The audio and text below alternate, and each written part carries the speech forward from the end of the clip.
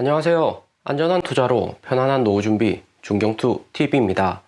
네, 10월 4일 월요일입니다. 비트코인 49,000달러 플러스 2.26%, 이더리움 3,480달러 플러스 1.2%, 비트코인 다시 49,000달러 재탈환했고 드디어 5만 달러 직전까지 상승을 했습니다. 비트코인이 10월에 5만 달러 되는 거하고 9월에 5만 달러 달성했다는 것은 확실한 차이가 나고요. 9월에는 연준회의하고 테이퍼링이 직전이었기 때문에 바람 앞에 등불로 위태로운 형국이었지만 이번에 돌파할 비트코인 5만 달러는 미국 거시경제 리스크하고 중국 헝다 파산 이런 당면한 문제점을 다 이겨내고 재상승한 비트코인 이더리움 가격대이기 때문에 펀드멘탈이 확실히 더 강해졌다 볼 수가 있습니다. 플랜B가 말한 10월 비트코인 63,000달러까지 얼마 남지 않았고요. 중간중간 조정은 나오겠지만 전체적인 우상향 변화 없습니다. 또 비트코인 청산 임박하거나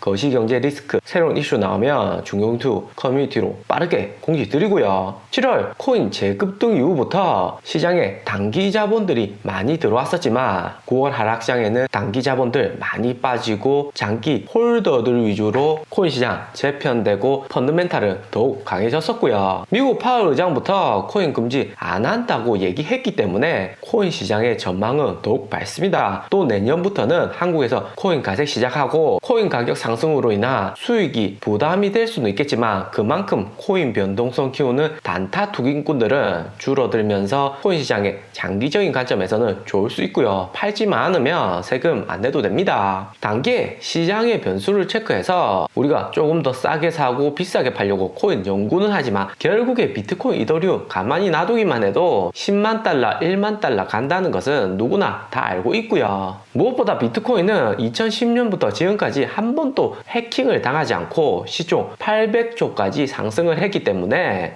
현금보다도 도난 리스크 적으면서 가치 하락하는 현금보다도 가치 보존의 기능이 강하다 볼 수가 있는 거죠. 그래서 우리가 비트코인 지난주에 42,000달러 4만 달러 추가 매수를 했고 이 지점에서도 고래도 또 대량 비트코인을 담아두었고요. 당시에 3만 달러 아래로 또 하락하면 어쩌나 하는 공포는 존재했지만 이더리움 비트코인이 장기적으로 우상향한다는 데는 변함이 없습니다. 우리 이더리움 가격 또 잘 상승해주고 있고 420만원 안정적이죠. 에이다, 솔라나, 리플, 도시 모두 가격이 상승했고 엑시 인피니트, 테조스는 10% 이상 추가 상승 좋고요. 엑시 인피니트는 가격이 오르면 오를수록 동남아 유저들이 게임을 더 하면서 캐릭 늘리고 땅 투자 통해서 수익을 올리는 구조이죠. 가격이 높을수록 거래량, 노드는 더욱 증가하게 됩니다. 앞으로 한국 게임 사업도 가금 유도보다는 코인과 연계해서 발전하는 게 중요할 듯 하고요. NC소프트, 리니 W 출시는 했지만 시장의 분위기는 쎄하죠. 체험하기 위해서 조금이라도 현금 투입하면 개인들은 자동적으로 손해를 보는 구조이고요. 억 단위는 기본이고 제대로 게임 즐기려고 100억 이상 투자하는 획가금러들도 이제는 도를 넘었다 등을 돌린다고 하고요. 리니지 같은 게임은 엑시 인피니트 같은 구조의 블록체인 산업으로 개발이 된다면 개발사나 유저 모두 윈윈을 할 수 있죠. 그리고 DCG 그레이스케일에서 솔라나 유니스왑을 그레이스케일 라지캡 펀드에 추가를 했습니다. DCG 라지캡 펀드에 추가로 진입을 하면 당분간 에이다처럼 조정을 겪을 수가 있고요. 유니스왑은 편입 발표 후에 즉시 가격이 마이너스 1% 하락을 했습니다. 단기에는 하락을 해도 에이다, 솔라나처럼 최근에 추가된 코인들은 기관 투자자들도 대규모로 투자할 수 있는 그레이스케일 펀드이기 때문에 잠재적인 성장력이 높다고 판단이 되고요. 에이다에 이어서 솔라나도 절대적으로 장기 보유해야 되는 코인입니다. 까다롭다고 알려진 그레이스케일 라지캡 펀드에 진입을 유니스왑, 솔라나가 했고 이후에 그레이스케일 개별 펀드로도 편입이 가능하고요. 8월 비트코인 47,000달러, 9월 43,000달러 정확하게 예측한 플랜 B는 이번 10월에는 비트코인 63,000달러까지 간다고 있다고 스톡투플로 모델을 통해서 이야기하고요. 플랜 B가 9월 말 하락장에서 또 다른 코인 모델 통해서 3만 달러까지 떨어질 수 있다고 이야기하다가 급반전 또 나왔죠. 코인이든 주식이든 간에 차트나 유동성은 전체 흐름 분석하는데 중요는 하지만 보조 지표일 뿐이고요. 정작 중요한 것은 최근 하락과 상승에서 어떤 요인이 가장 주요하게 작용을 했는지 확인을 해야 됩니다. 9월 7일, 9월 20일 비트코인 두 번 폭 나온 것은 기본적으로 미국, 중국 거시 경제 리스크가 컸고요. 하지만 개미 털기다, 공포 조작 뉴스라고 중경투가 영상 내내 추가 매수해야 된다, 홀딩해야 된다고 강조를 드렸습니다. 9월 30일 미국 임시 예산안 상원 통과하자마자 개인들 추가로 진입할 틈도 안 만들어줘 버리고 비트코인 47,000달러까지 상승하죠. 9월에 개인들 물량 최대한 팔게 만들려고 흔들기 한 거였고요. 중경투하고 연말 대세 상승 제대로 나올 때까지 쭉 함께 하면 됩니다. 플랜 B도 차트, 스톡투플로 수요 공급 모델도 중요하게 생각하지만 무엇보다 온체인 데이터를 중점적으로 봐야 된다고 하고요. 아무리 스톡투플로 모델이 연말에 10만 달러까지 간다고 해도 온체인 데이터가 받쳐주지 않으면 추가 대폭락까지 이어질 수 있다고 합니다. 온체인 데이터의 기본은 비트코인 장기 단기 홀더들 비중하고 거래소 내의 비트코인 물량, 이더리움 소각량 같은 지표가 대표적이죠. 온체인 데이터는 안정적이고 비트코인 거래량은 역대 최저의 이더리움 스테이킹량은 계속해서 최고점을 갱신하고 있고요.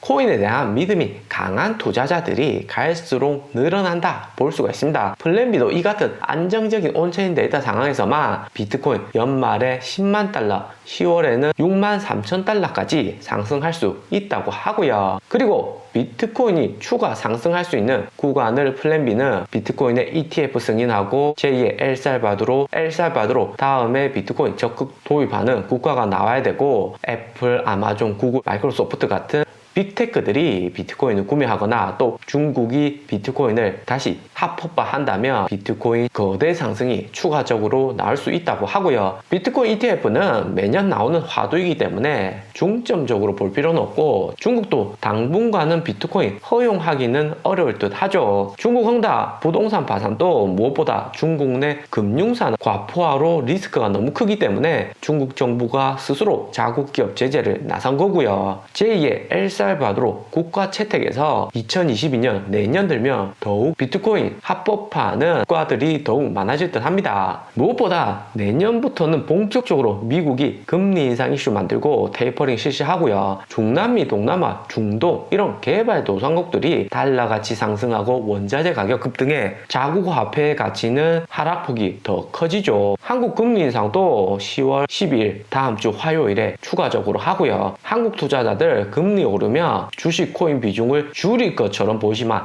막상 비중을 가장 많이 줄이는 곳은 부동산입니다. 주식 코인은 현금으로 투자하는 투자자들이 많고요. 삼성전자, LG도 3분기 어닝 앞두고 있습니다. 이번 주 10월 9일 금요일에 어닝이 발표되고요. 주식 코인보다도 한국 부동산은 현 단계 고평가되어 있다는 여론이 많기 때문에 내년 대선 위해서라도 한 번 더 금리를 인상하고 눌러줄 가능성이 높습니다. 10월 12일 한국 금리 인상이 되면 현재 장기 홀더들 위주로 구성된 코인 시장에게는 크게 리스크로 작용하지는 않아 보이고요. 오히려 비트코인 5만 달러대 잘 유지시켜주면 주식 부동산으로 갔던 자금들이 다시 코인으로 돌아올 수 있습니다. 알트 코인들 잘 보유하고 계셔야 되고요. 코인은 한국 주식 부동산보다도 미국 나스닥하고 연관성이 크기 때문에 신흥국 금리 인상 리스크에는 비트코인이 더욱 강한 모습을 보여줍니다. 8월에 한국이 금리 인상을 했고 비트코인 7월 말 8월부터 거대 상승을 했었죠. 그리고 우리 리플 레저 통해서 NFT 분야까지 확정하고 2억 5천 불 리플 크레이트 펀드를 리플과 협력하는 개발사에게 지원을 한다고 밝혔고요. 거기에다가 이번에는 디파이 분야까지 리플이 확장을 한다고 합니다. SEC 소송으로 몇 년째 크게 상승은 못하고 있지만 있으나 꾸준히 이더리움 에이다, 솔라나에 이어서 스마트 컨트랙 신사업에도 적극 투자하고 있고요. 리플 XRP 뉴스나 자료 찾아보면 XRPL이라는 리플과 비슷한 단어가 많이 나오는데 여기서 L은 레저, 원장이란 의미고요. 원장은 모든 거래의 내용을 기록한다는 의미죠. 엑시 인피니티가 이더리움 기반으로 만들어졌고